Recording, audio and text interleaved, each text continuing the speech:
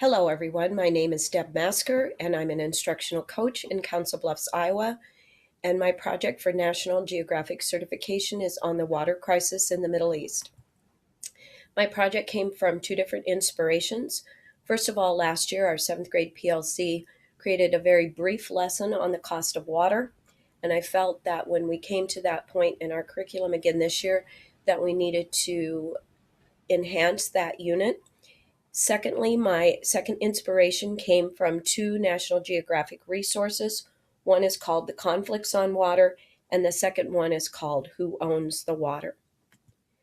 Our compelling question is, what is the cost of water in the Middle East? The first thing that we did was take a look at the idea of sharing. This was a great springboard for the students to think about how they might share things. The second thing that we did was to provide information for the students on different points on water usage throughout the world. We had great discussion on some of the facts and information that the students read. The students worked alone and then worked together to look at different scenarios on sharing water, and it was interesting to see their perspective as the variables changed. We looked at scarcity and security. Map skills are very important in the students' understanding of place and space. We also took a look at defining water security and water scarcity. Students worked alone and then in groups to come up with those definitions.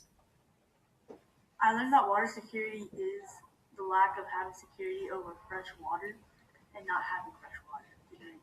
Okay. Honestly, Okay. I don't have that.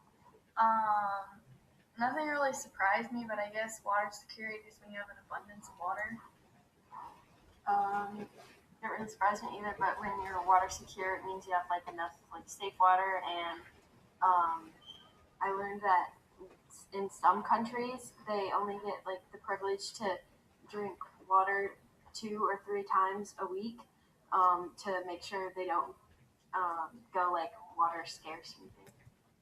Okay, I also used visual images such as infographics to help the students understand. We looked at desertification. We read relative text articles from CNN and BBC to help them understand. That desertification is when land dries up and it turns basically into sand and you can't grow any crops on it. I learned that it can make your soil crack. It can bring a lot of dust into the air and stuff like that. I learned that one of the main causes is overcropping or over producing food. Okay, the students worked on researching their projects. We developed Google Slides where each of the students picked a country. They provided a map of that country. They looked at what the water issues were in that country. They also looked at what the country was doing to try to solve those issues. And then their problem solving was to take a look at how they might come up with ideas for that country in the Middle East to help solve its water problems. We looked at the historical perspectives of the area, especially the use of the Tigris and the Euphrates River, and looked at the fact that this was the place where the oldest irrigation systems were developed. We looked at the ecological perspective with the fertile soil in the area, and this is where civilization started. We also talked about desertification. We looked at the cultural perspective with the culture of farming in the area.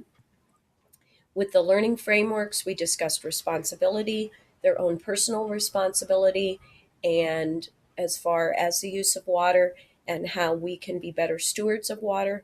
The students were challenged with problem solving throughout the lesson.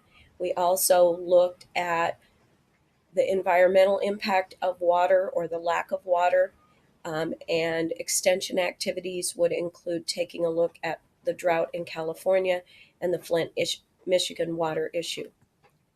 These are the resources that I used from National Geographic.